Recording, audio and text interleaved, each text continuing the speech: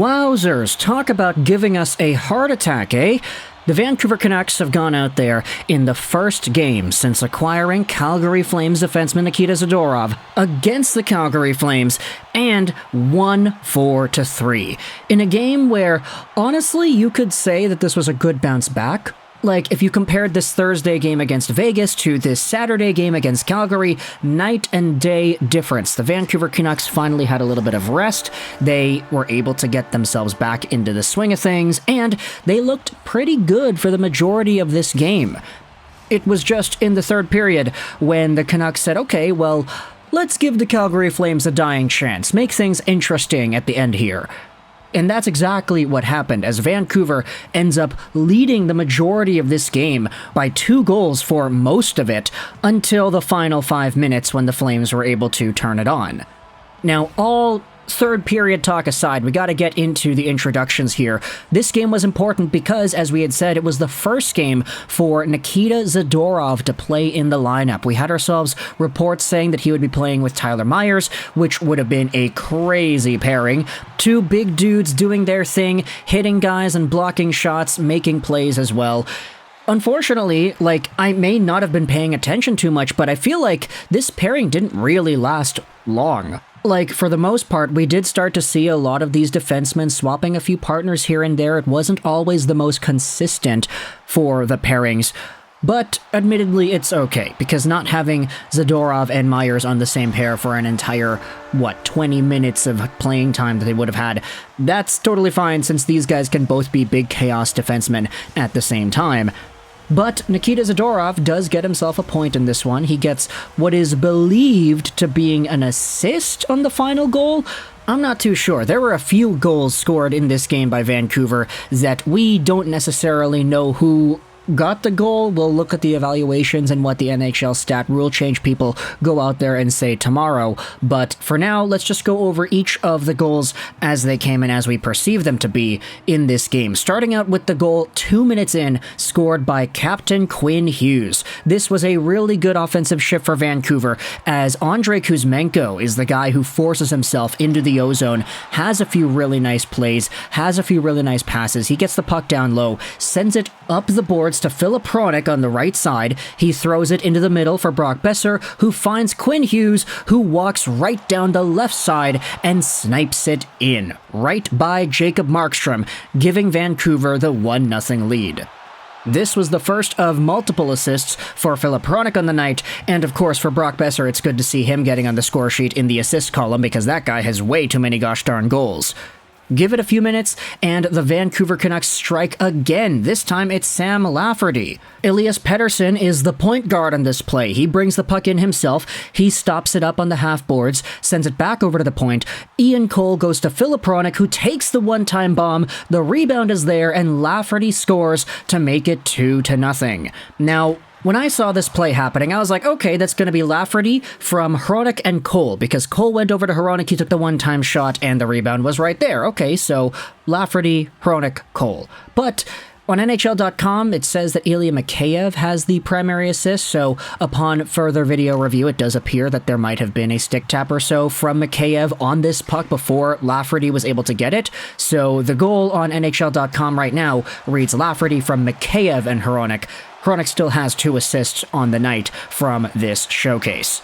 The Canucks then run into some penalty trouble as you have Andrei Kuzmenko going over to the box. Pettersson and Miller have a great shorthanded chance. They almost get a goal, but it is saved by Jacob Markstrom.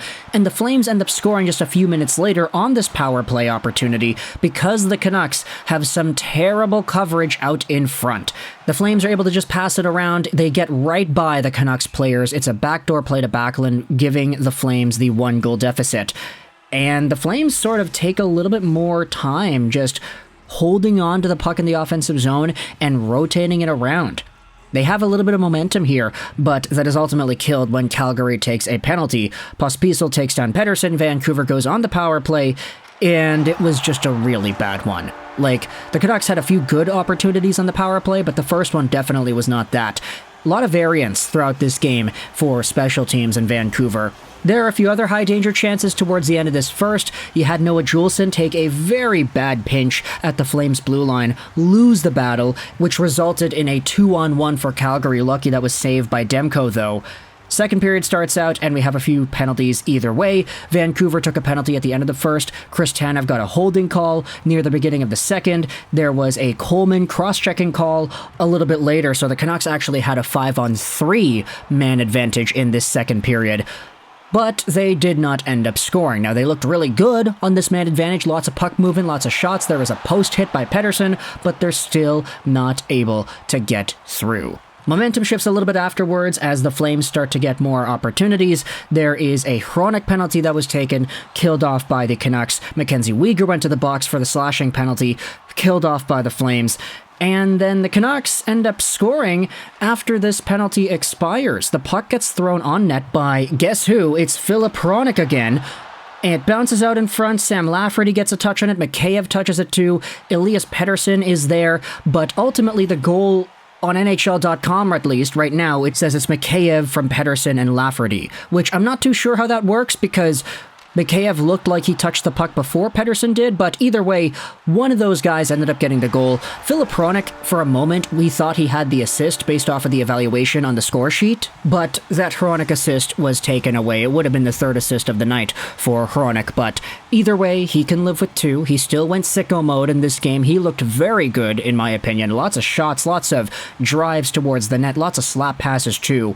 It's unfortunate that this one does not result in a point for him, but the Canucks take the 3-1 lead. That is the only goal scored in the second period. And it's not until 5 minutes left in the third that we start to see Calgary get more offense in there.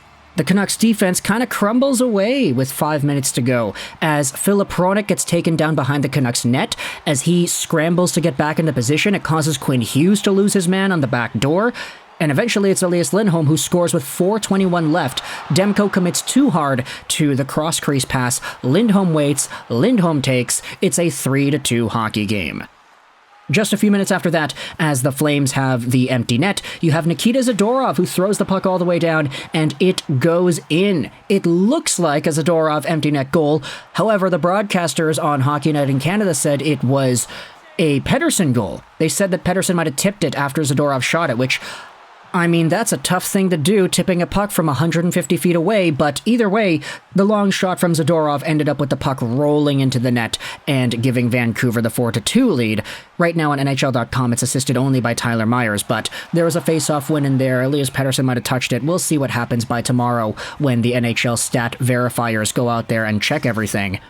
But the Canucks end up taking a terrible penalty towards the end. It's Noah Juulsen who bats the puck out of midair and over the glass, giving Calgary a man advantage in the final minutes of the game, and Elias Lindholm makes no mistake as he makes it 4-3. It's a long drive from the point where the rebound bounces off the end boards, Demko is caught on the opposite side, and Lindholm is there to bring the game within one. 53.4 seconds to go.